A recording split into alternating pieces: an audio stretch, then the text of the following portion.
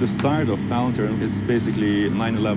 Pentagon and the CIA said, the terrorists, they're mad. So to catch them, we'll open the door just a little bit for the crazy people. Let some crazy people in. Do you know who Palantir is? I do. Is it actually true that we had to find Osama bin Laden? We obviously don't talk about our successes or failures. This CEO, Alex Karp, he has no scruples. Alex Karp, Palantir have supported General McMaster on the front line and many of the special operations people in America and around the world. Die Firma Palantir ist mit Abstand die größte kommerzielle Überwachungsfirma der Welt, die solche Produkte anbietet.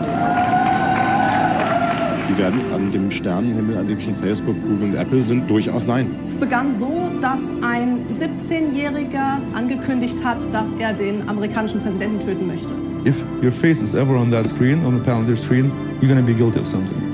We're not allowing any media. We are going to be the most important software company in the world.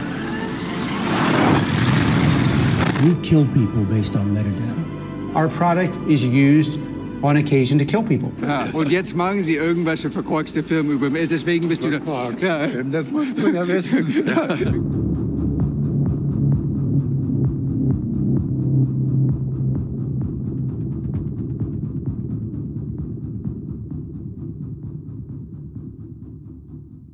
That is a trailer for the new Palantir documentary coming out, and that's in Germany on June 6th.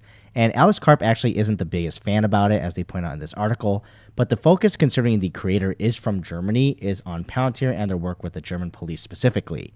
And the article gives kind of a teaser about what it's about and Alex Karp's whole perspective on the documentary, but it's pretty obvious what side it's leaning to.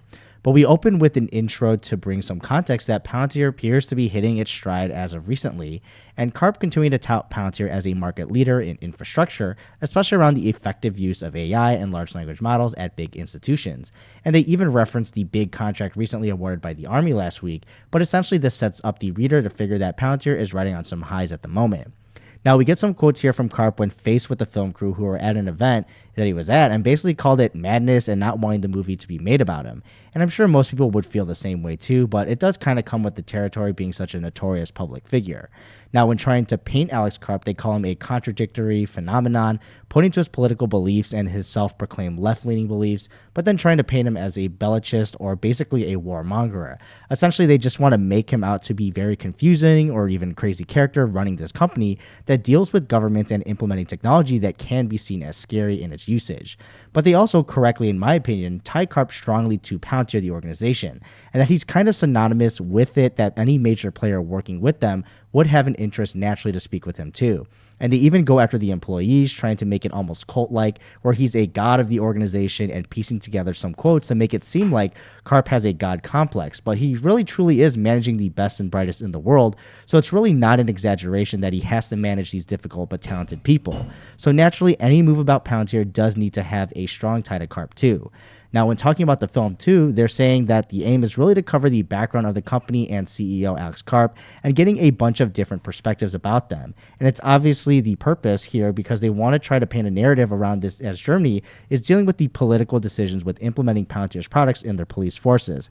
And there's been states that fully backed it, while on a federal level, essentially it was blocked. So lots of contention on what direction they want to go, and they're painting Palantir as more of an actor playing in the shadows, trying to move puppets around within the government and meet their goals, and trying to tie together these different excerpts from Palantir to show the story. While true, it's still a matter of perspective. They do want to point out Karp didn't want to take part in the film, and even remarked how they've basically checked out all the people he knows while confronting Karp at Davos. And they also list out they try to get protesters, his friends, even his doctoral mother in Germany, and everyone essentially that's had some form of interaction with them, and trying to use Karp as a research piece to get some information. But do note, they don't really focus on the US business of Palantir, but rather just on Germany, which makes sense for the documentary.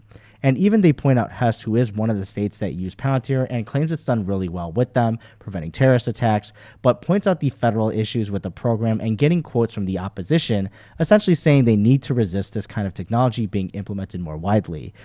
So this article really tries to paint Karp as not liking this movie, which is understandable, but I think they really show their cards with the yellow highlight here, saying Karp and Palantir would rather create their own story to influence political decisions. But obviously this isn't a quote, and their leap of logic basically is based on the work in Germany and statements that they've made in interviews around the world. But we'll see what happens when the movie actually comes out for real. I'm sure it'll be entertaining, and if I can get a subtitled version to watch, who knows, we may do a movie review. But what are your thoughts below, and I'll see you in the next video.